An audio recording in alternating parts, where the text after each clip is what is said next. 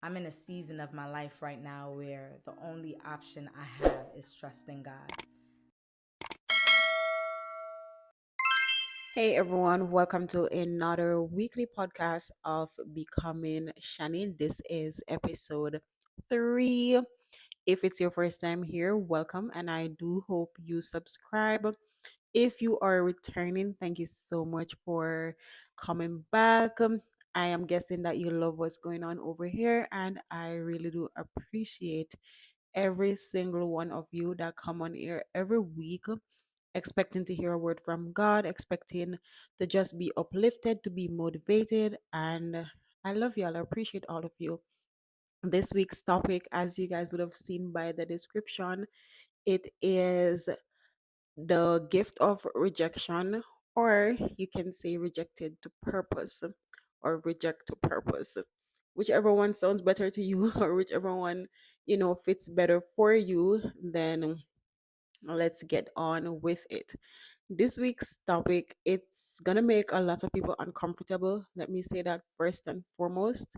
But I believe that I have gotten this word from God, and I will be sharing this word with you guys today. This week, an angel came to me. I believe that this lady was sent from God because, to be honest, I have never like thought about it that you know I was actually, and I'm still going through rejection. And I was able to understand on a different level that this is what I am going through. This is what happened. And now I'm able to like find a bit of comfort knowing that, it's not bad. Being rejected, it's really not a bad thing. And it depends on how we look at it, right? And I was able to see things from a different perspective and was able to understand and get more clarity on the situation that I was dealing with. And there my topic came to me for this week. I went and I did some more research. I definitely did went to my Bible because I needed to know what God says about rejection. So that is what I will be sharing with you guys today. And we are going to the book of Samuel today. Yes, we are going for Samuel 16. And this is in regards to David, the son of Jesse. And as I said, this all depends on how we view it, how we or or take on it, and how we feel about this topic. And let me first go into the definition of rejection. That's for persons who probably do not know what rejection is. And I'm reading from my tablet. It says the act of refusing to accept, use, or believe someone or something, right? A lot of us face rejection in different ways, in different forms. And it kind of,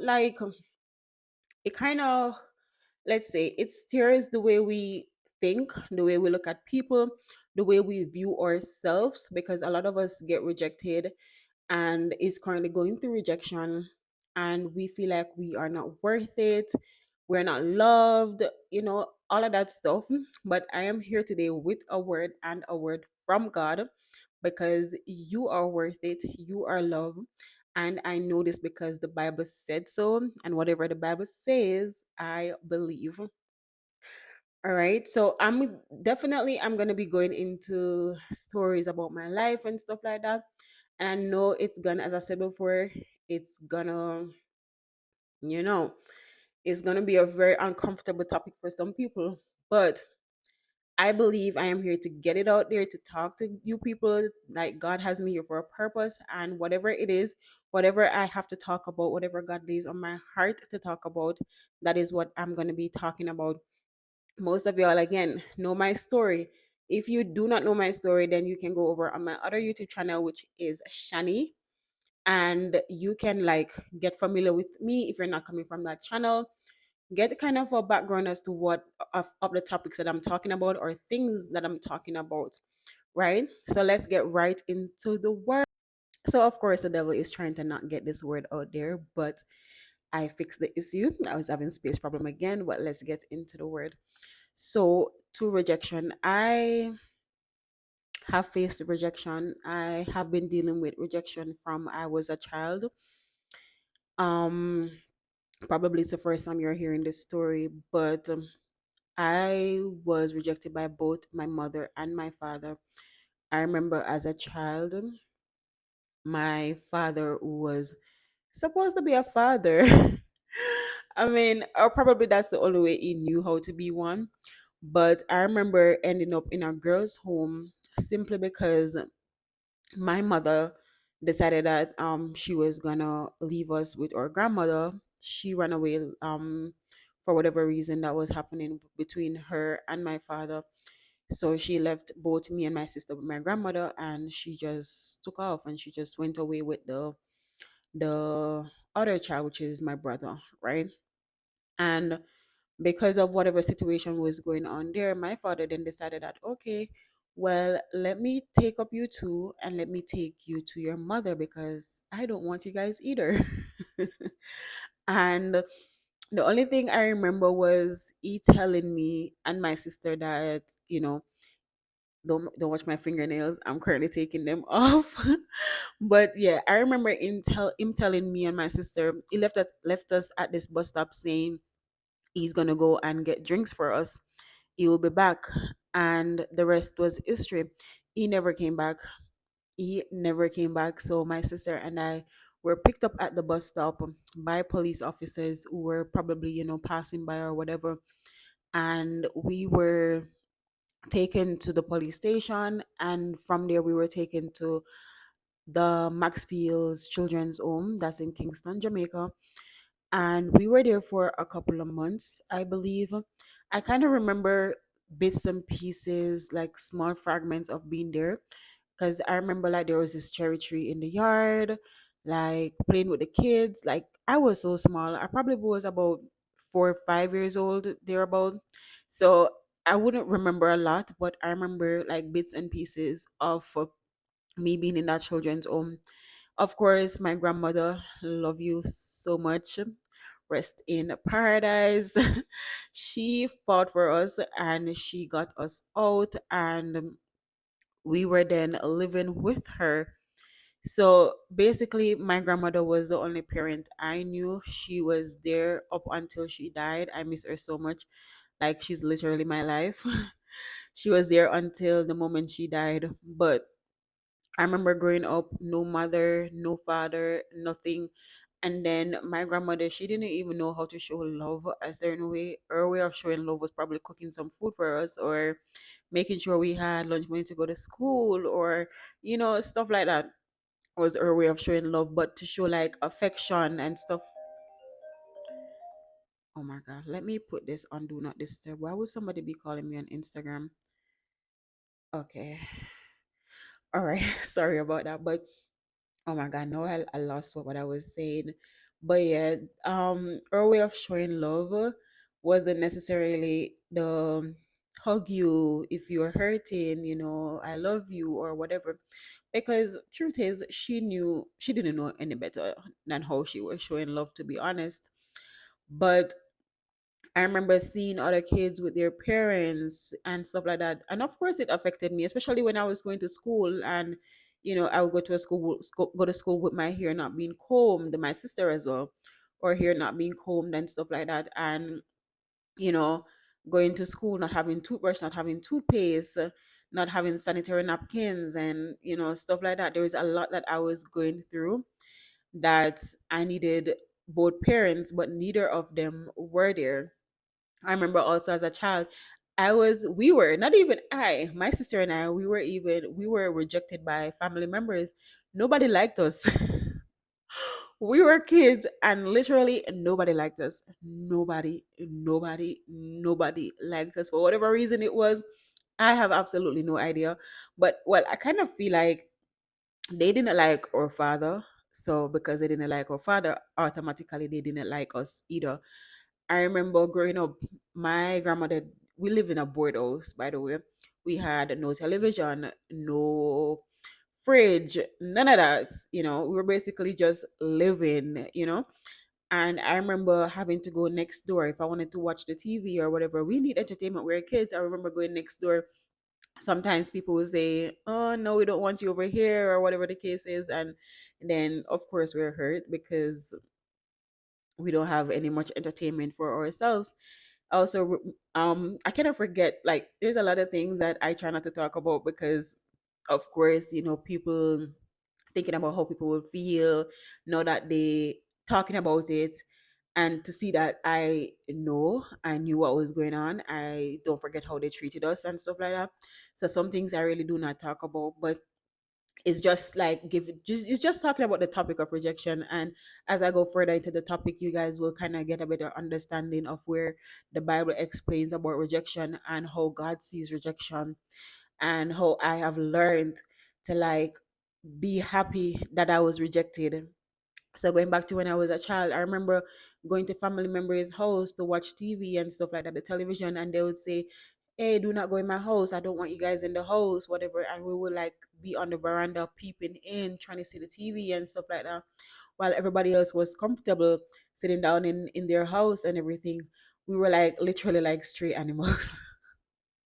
Put it that way. We were literally like stray animals, just trying to fit in every step of the way. We were trying to fit in, and the more we try to fit in, the more we were reminded that, you know we don't have any parents and we're not loved and nobody care about us and stuff like that. So I have been dealing with rejection since I was a child. I remember being molested as a child. Yes, I said it. It's the first time ever talking about this, but yes, I was molested as a child. And I know right now, literally right now, people in Jamaica have it to say that, oh, because my father is a child molester, he molested us as well. But newsflash, thanks be to God, I was never molested by my father. And I see that my sister is affected by it because she even the other day there was an incident with her daughter, and she called me and she was like, what action can I take against people who keep saying that my father molested me or whatever the case is?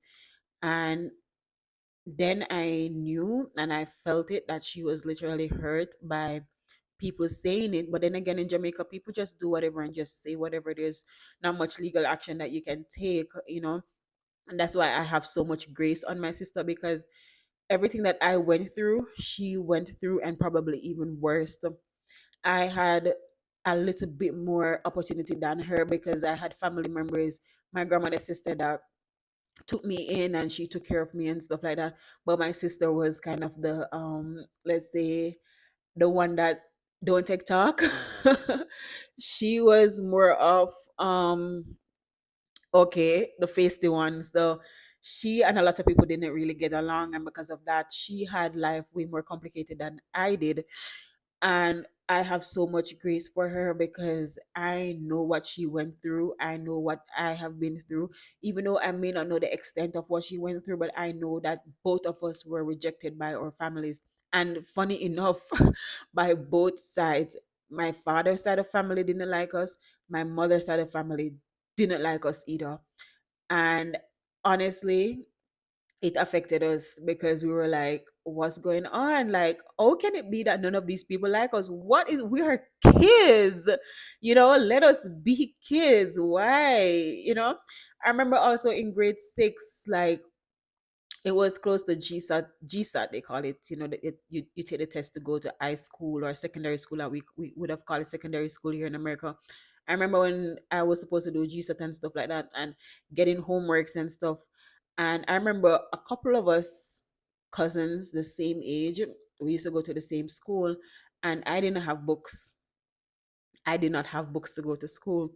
And I remember going to those cousins' house to borrow their textbook so that I could get the homework done to bring back to school. And I can never forget, one of my cousins' mom said to me, like, I went to borrow his book, and his mom said to me that, go and let your dad buy your book.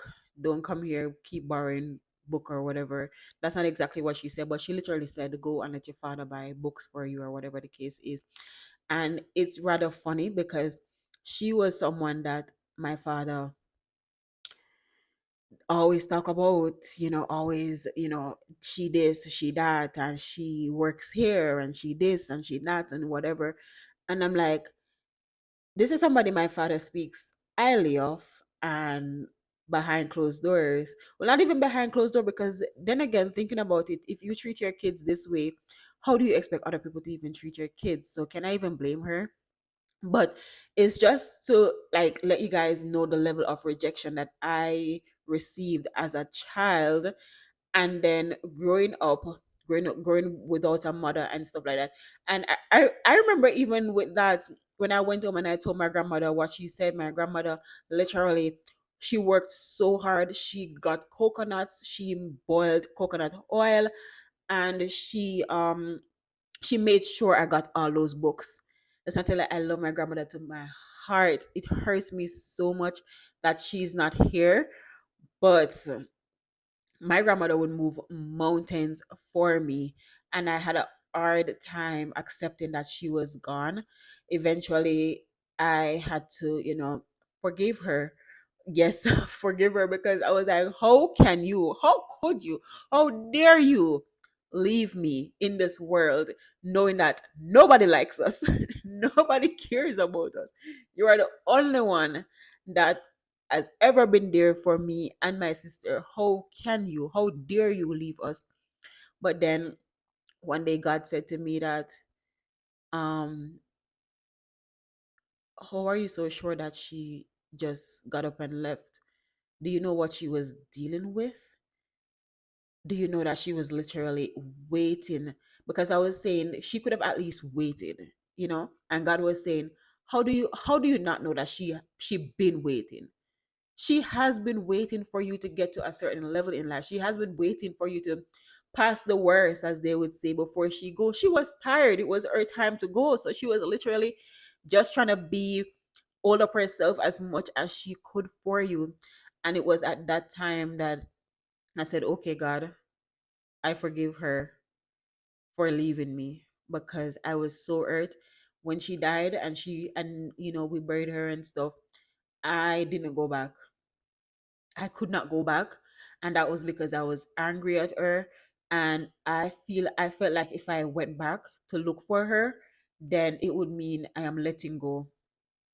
And so said, so done. After 2 years of she being buried, I went back, and I didn't feel hurt anymore. I felt like I got closure when God said to me, like, listen, she's been waiting.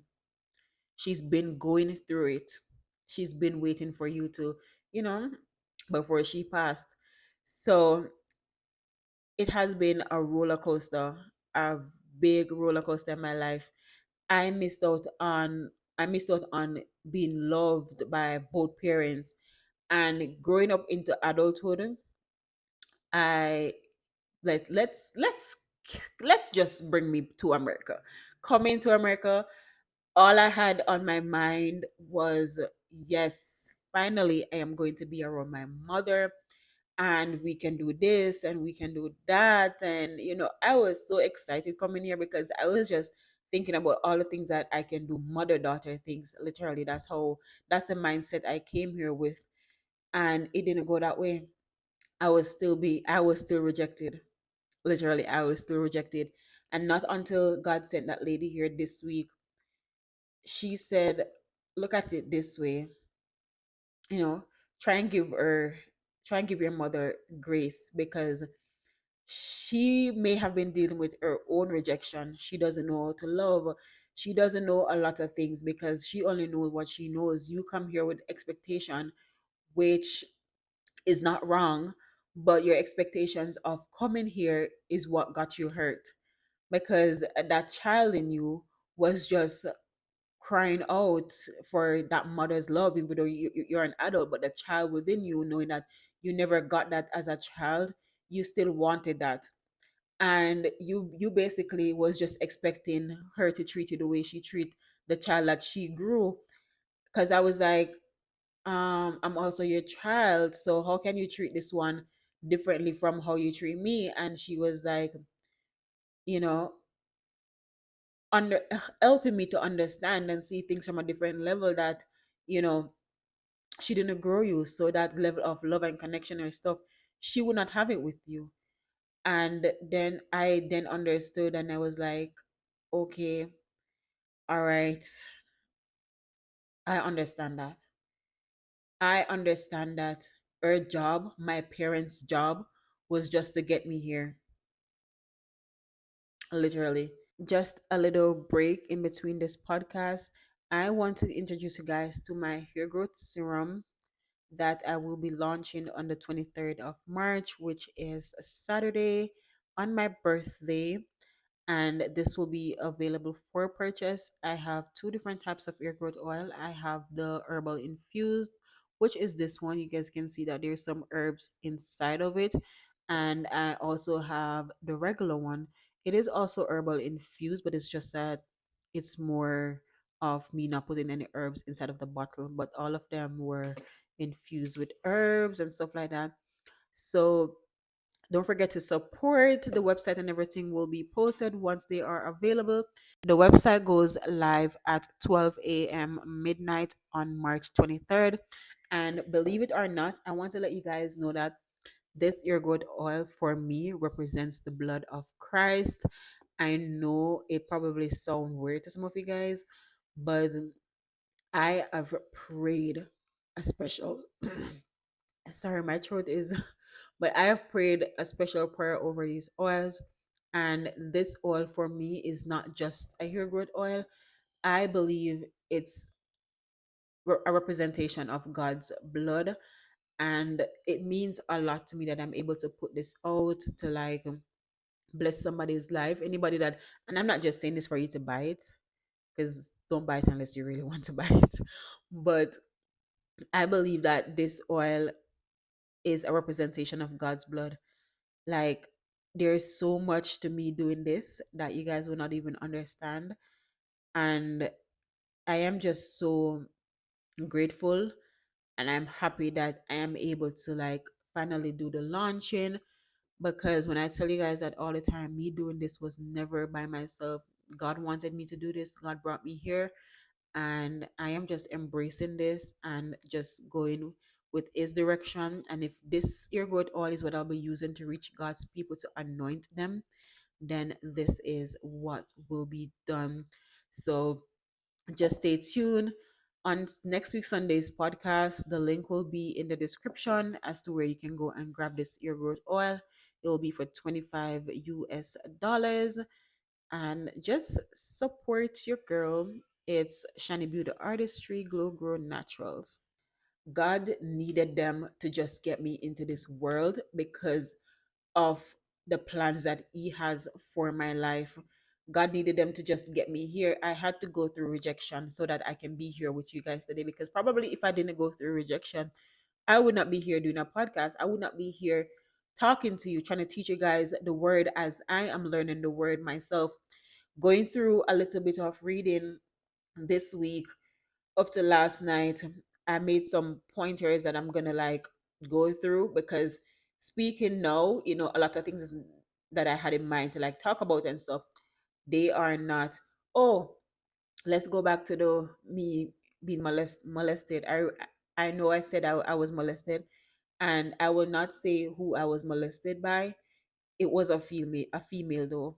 That much I will say. It was a female that used to come around the house, that I kind of like, you don't have a mother, you don't have a father, you hardly have anybody around you to like, you know, groom you a certain way or do certain things with you. So when you see other people coming around your life, that kind of show you more attention or show you some form of attention or whatever. Not attention as in sexual or whatever, not that type of attention, but just attention in general, then you're gonna want to like hang out with them and stuff, even though you're a child and they're an adult, because of course they're an adult. They should have known better to not try to molest a 12-year-old, 13-year-old, because I was about that age when it happened.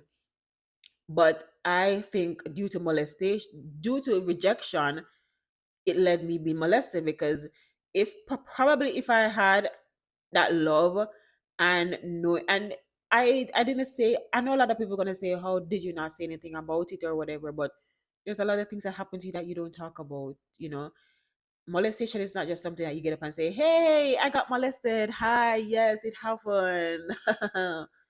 It's not, it's something that you deal with internally, and someday you finally may find the strength to talk about it, you know.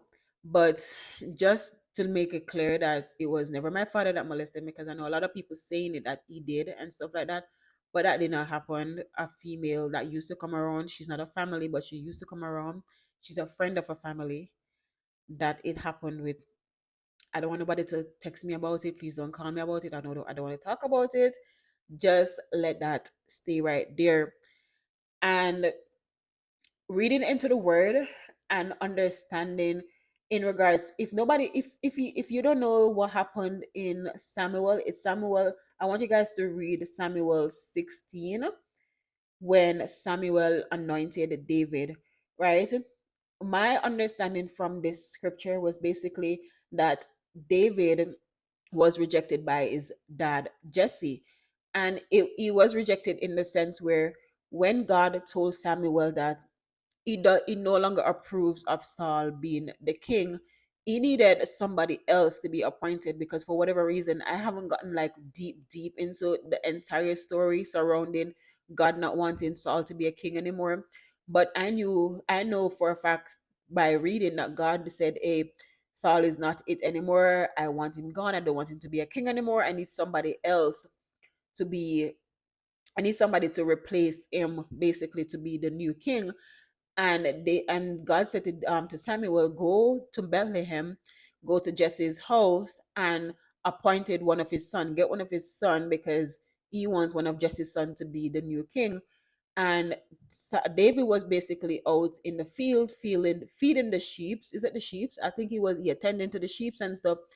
And Jesse, obviously, he brought his eldest sons, because he was like, okay, they are more worthy in his eyes to be the chosen one. But God was like, no, like, I don't want any. I think Jesse has 8 sons. God was like, no, you brought me the 7. These aren't the ones that I want. I don't care for these 7. Where is the other child? Do you have another child? And he said, yes, he is in the field, like tending to the sheep and stuff. And the Samuel said, go and get him. And they stood there, they waited until David came. And then let me read from verse 10. It said, Jesse had 7 of his sons pass before Samuel, but Samuel said to him, the Lord has not chosen these. So Jesse basically rejected his own son David, thinking he wasn't worthy enough to be chosen by Samuel. And so he only brought those 7 that he thought, okay, these are the ones that I prefer. These are the ones that in my eyes are perfect fit for the job. And God was saying, no, none of these. These aren't the men for the job. There is somebody else that you think isn't worthy that I need for this job. So verse 10, but Samuel said to him, the Lord has not chosen these.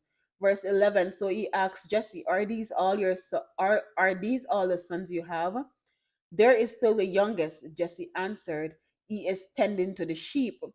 Samuel said, send for him. We will not sit down until he arrives. So he sent for him, and let me put this over because I'm not seeing clearly. So he sent for him and had him brought in. He was glowing with health and had a fine appearance and some features. Then the Lord said, rise and anoint him. This is the one. From this scripture, when God has an anointing on you, when you have purpose, you will be rejected. Ain't no way, because the Bible said it. And I believe God has a purpose for you. And people reject you because they lack the capacity to handle what you carry. And I will repeat that. People reject you because they lack the capacity to handle what you carry. And it could be rejection in a relationship, rejection in friendship, rejection in your marriage, rejection with your parents. Rejection come from anybody, literally. Rejection comes from anyone. So Samuel took the horn of oil and anointed him in the presence of his brothers. And from that day on, the Spirit of the Lord came powerfully upon David. Samuel then went to Ramah. So this scripture, um this part of the Bible helps me to understand that rejection is not bad. Rejection is not bad, because had I not been rejected, I wouldn't have known that there is more in me. I see where there is literally a generational curse on my family, and I know within myself that I am that generational curse breaker. And had I not been rejected, probably I would not see things the way I see them now. I would not live the way I live now. I wouldn't like, there's a lot that I would not be doing right now, because probably I would have been also caught up in my relationship with persons who have rejected me, that I would just be, lost in that. You feel me? I would have been lost in that. And it's funny, I saw a comment on my YouTube video the other day over on my other channel, and the message that what it was saying was basically in regards to my son's dad, right? And when I read the comment, I was like, Lord, Lord, these people are testing me. And it goes back to the people that rejected me. I don't even know how to put it, right? So, as I said, I was rejected by both parents. And when I was younger, I met up with my son's dad when I was 15. And he has been in my life ever since. He has been there more than anybody else in my life has ever shown up for me. And yes, our relationship did not work. It's clear. I made that clear a lot of times. Am I mad? Am I mad at our relation? I was looking if the mic was still recording. Am I mad because it didn't work? I said that many times. I am not mad. I am so grateful. I am so happy that we did not work out. I felt like I have experienced a sense of rejection with him as well. Did he abuse me like physically or whatever? No, but emotionally, a little bit of abuse, or probably a lot. I don't know. Depends on how you look at it. But there was definitely abuse there, and I was like, no, this is not for me anymore. You know, with the lies and the cheating and whatever. I value myself more than that. I wanted more for myself. So I was like, okay, I am breaking up with this person. I moved on completely. And I was at a stage in my life, probably was I was still hurt. More than likely I was still hurt, because I didn't want to have a relationship with him at all. And I see where God turned that around, and I can say he is my friend.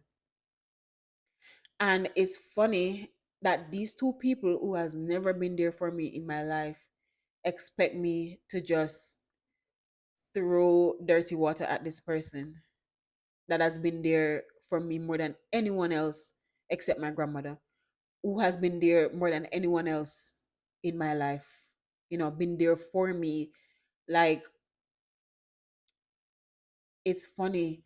And I thank God that I am at this point in my life where I look on the brighter side, and I am able to not be judgmental. I am able to like live in the light of God's word and just be within his word, because everything in this Bible will help. Listen, you need to get into the word. I am trying to get into the word, and I have found this pastor on on YouTube. I think it's called 80. Oh my god, what is the name of the, let me see if I can pull it up. And when I tell you that even today, I didn't go to church today because I we were up so late that my son and I were up so late that I couldn't get up this morning. And I have been drawn to this young man's worshiping. Like, he teaches the Bible. And if you want to live a God fearing life, if you want to be in your word and know about God, you want to know how to live properly, a life that is pleasing to God, you need to get in your word. And I'm going to put you guys onto this church. It's called 2119 Church. They're in Atlanta. And when I tell you, this man preaches the word, he preaches the word. And I appreciate his sermons so much. I I listen to him because if you want to learn, as I said before, if you want to learn how to live your life, if you want to learn how to see things differently, when I pray, I ask God to help me to see people in a better light, help me to see people the way you see them. Even though people have hurt me and has done all that they have done, I don't hold grudges. And I can thank God for that. I don't hold grudges at all. I don't. I tell people that all the time, that I have this peace within me that surpasses all understanding. And I am so happy. I am so happy. And being able to like read through my Bible and learn, because I was going through and I did not like think too deep into rejection to the point where I was accepting that I was rejected. I am rejected by my family. I did not like see things clearly that way. And for God to send somebody to me and to have them talking to me about his word and helping me to accepting that, hey, Shani, you have been rejected by your family, but does rejection means you worth less? It doesn't. Does you being rejected mean that I don't love you? I don't see you in a better light? No, it doesn't. Being rejected, I have learned that God have a purpose on my life. And notes that I've written down, it said what represents rejection is a part of healing. You have to learn, and I know a lot of us are struggling with being rejected by our friends, by our families, by our spouses, by someone who's supposed to be our partner. But the moment you sit down and you listen to God and you allow God to lead you, you will realize that God has a better for you. Why is this person rejecting me? What is God trying to teach me by this person rejecting me? What is God preparing me for by this person rejecting me? God is literally helping you to find your strength. And it's funny saying this, but sometimes God just wants, as in regards to our parents, sometimes God just wants you here. And God say, okay, this is the person that I'm able to use to bring you here, then so be it. I just want you here. And once you are here, I can do my work through you. I tell people this all the time. And it's funny that I didn't even look more deeper into rejection, because I tell people this: me coming here to America, it was all God. Literally, it was all God. And when I tell you that God will use your enemies to be your footstool, the God that I serve will use your enemies to be your footstool. Because people that God used to get me here, before I came here, they were all happy. Well, quote unquote, happy for me to come here. And the person that I saw after I got here, I was like, hold up a minute. Hold up. Is this the same person we're talking about now? Like, who is this person? And I'm like, who could it be but God? Because people will eventually show their true colors. People will eventually show their true colors, and God will get that person to be what He wants them to be in that moment to benefit you.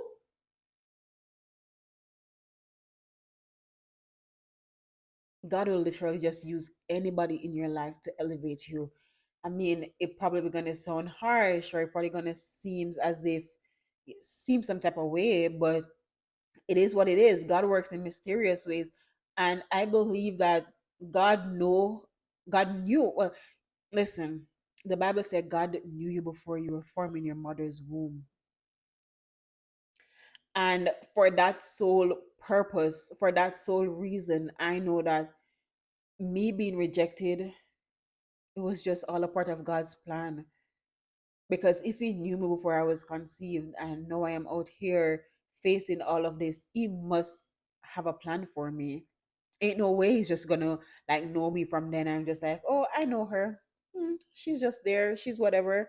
God literally has a purpose for me. So for anyone out there who is experiencing rejection or feel like they are alone, nobody loves them and nobody cares about them, let me remind you that you were not called to please everyone.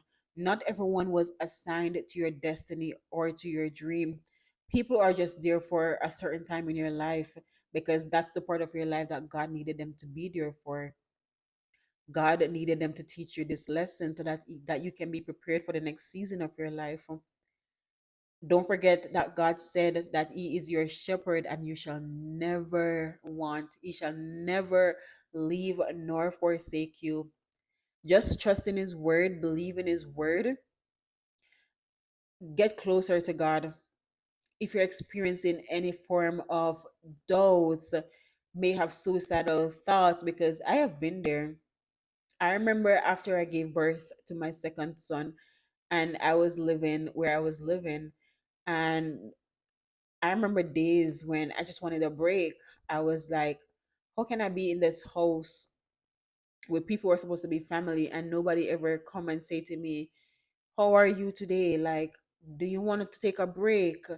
Do you want to like get some rest? Let me take the baby from you, let you get some rest. And I remember I was suicidal. I was suicidal. How did I get out of it? I don't even know, but here I am today. Here I am today, and who could it be but God? Like, I am still here. God using me to spread His word, to like motivate someone, to encourage someone that it gets better. You know, being rejected is not the end of it. Like, God literally knows what He's doing. And once you like live on that, once you know that, once you believe in that, and just go through with whatever the Bible is, you will be okay. Another pointer I made was God healing your sense of value. Having standards for yourself help you to create boundaries for your best self. So that's also a part of rejection. When people reject you, God is literally helping you to find your sense of healing, your sense of value, helping you to know that okay, I have standards. Because if somebody keeps rejecting you, are you going to keep going back? What value would you have for yourself if you keep going back? So God is literally using instances like these, rejection, to like help you to know that listen, you are worth more than this. This person does not had any value to your life. This person was not meant to be for you. You know, find some sense of healing and just get up, brush off, and move on. But the only way for you to move on, the only way for you to see the brighter light, the only way for you to see that God has a plan for you is through His words. Through His words. And don't forget the 23rd Psalms. It said, the Lord is my shepherd, I shall not want. And if God said that He is your shepherd and you shall not want, what else are you worrying about? Stay on this journey with me. Whatever you are going through, stay on this journey with me. It's not going to be easy. It is not going to be easy. I, well, I'm going to be talking about this in the next topic, but I have created boundaries. I have created so many boundaries in my life just to help me to keep myself, accountable, to keep myself on this path, because I want to learn more about the word. I want to learn more about God. I want to learning more helps me, as I said before, to like see things differently, to know that there is more to me than what people may think. My friend, she called, I called her the other day, and she was like, the way you responded to that person in your comment section the other day, I was like, who's this person? Is this a Shani that I know? And it took a lot out of me. It took a lot out of me to like respond and respond in a way that I am not trying to be disrespectful, or I'm not trying to use curse words, but you know, sometimes in life we got to understand that we got to let people think what they want to think. We cannot always try to justify or always try to like get people to see things the way you do see them, and get people to believe that what you say is what you say, what you do is what you do, and there is no other side to it. There's no other, there's nothing else to it. So just let people be. They reject you, fine. You still have the word. Live off the word. This is the only thing that is going to help you to like navigate through life and to have a peaceful and healthy life. Take it from me, I feel everything that's going on around me, I am still happy. I am still so pumped and energized and happy to come here to share my testimony with you guys, to share my story with you guys, to help to uplift you, because this is the person that I want to be for myself, and I want to be that person for God as well. So, with that being said, I am going to be ending because I feel like I've been talking for a long while now, because, you know, this week's episode took another turn because I, well, let me tell you, I am trying not to like talk about certain things in my podcast, but what is the sense of it? I like that it's me giving you the word, as well as telling you what my life was like, or telling you my life stories, to show you that I am relatable. I have been through things too. You seeing me here recording doing this is not it didn't just come like this. I had to go through a lot of molding. I had to have patience. I went through a lot of tears.